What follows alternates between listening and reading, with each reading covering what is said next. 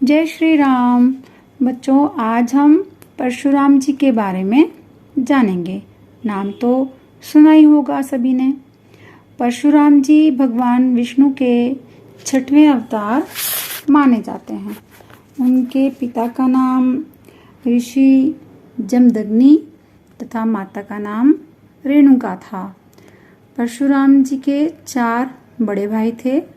कुल मिलाकर वो 5 भाई थे।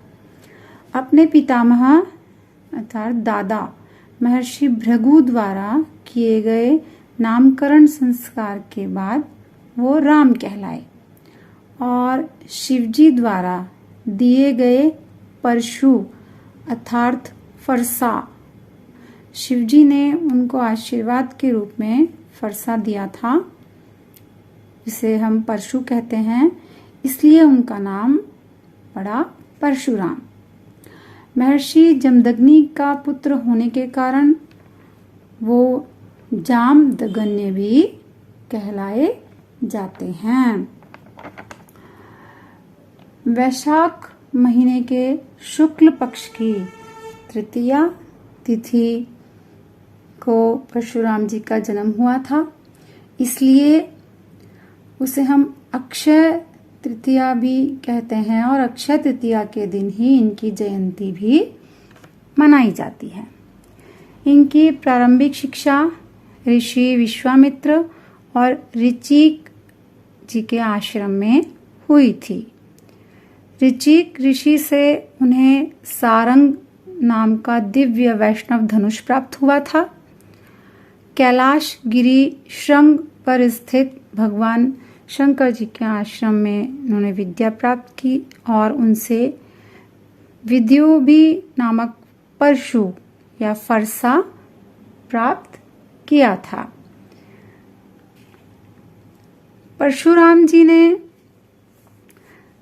निरंकुश राजाओं को मारा। निरंकुश कौन होते हैं? जो निरपराध लोगों को बिना बात के सताते हैं, मारते हैं, हत्या करते हैं, ऐसे राजाओं को मारा और उनकी जगह नए राजाओं को और अच्छे लोगों को राजा बनाया, जिसके कारण उस समय एक सुशासन की यानी सही और अच्छे रूल्स रेगुलेशन की व्यवस्था बनी और जो साधारण व्यक्ति थे उनको न्याय मिला, इसीलिए उन्हें भगवान भी कहा जाता है। ऐसा भी कहा जाता है कि परशुराम जी ने क्षत्रियों का 21 बार संहार किया था। क्यों किया? इसके पीछे भी एक कहानी है। राजा सहस्रार्जुन होता है जिसकी 1000 भुजाएं होती हैं। उनके 1000 बाहें थीं, 1000 उनके हाथ थे और 1000 हाथ होने के कारण उनको एक घमंड हो गया था बहुत ज्यादा। तो एक बार वो अपनी सेना को लेकर महर्षि जमदग्नि के आश्रम में पहुंचे। महर्षि जमदग्नि ने उनका खूब आदर सत्कार किया, खान पान की व्यवस्था भी की। अब महर्षि जमदग्नि ने आश्रम में मौजूद कामधेनु गाय के दूध से सभी सैनिकों की भूख को शांत किया। कामधेनु गाय एक ऐसी गाय थी जिससे जितना भी मांगो वो उतना देती थी। जो चीज भी हम उससे मांगते गाय से वो देती थी, इसीलिए उस गाय को चमत्कारी गाय भी कहा जाता था। अब जब राजा ने देखा कि भाई ये गाय तो बहुत चमत्कार कर रही है, इतना दूध इसने दे दिया कि सभी सैनिकों का पेट भर गया, तो राजा के मन में लालच आ गया और अपने लालच के कारण उसने महर्षि से कामधेनु गाय को बलपूर्वक जबरदस्ती छीन लिया।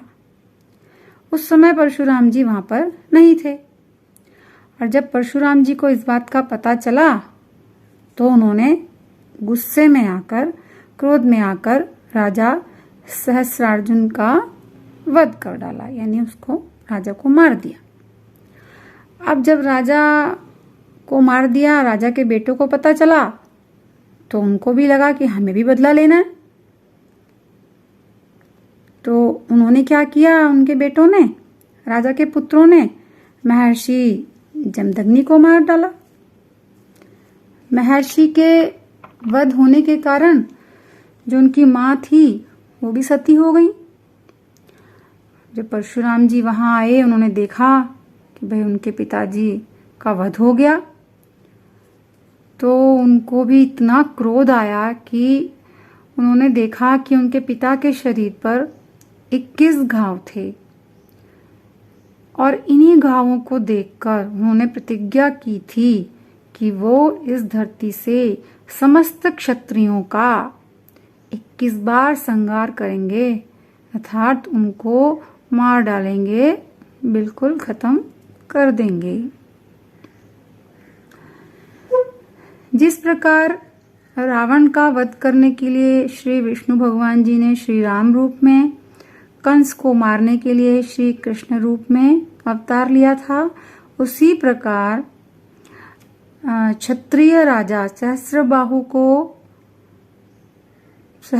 का वध करने के लिए विष्णु भगवान जी ने परशुराम जी के रूप में अवतार लिया था।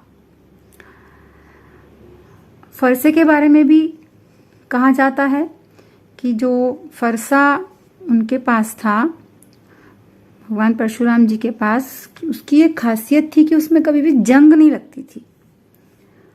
इसी कारण से उस फरसे को बहुत लोगों ने चुराने की कोशिश की, उसे उखाड़ने की कोशिश भी की, लेकिन आज तक कोई भी इस काम में सफल नहीं हो पाया।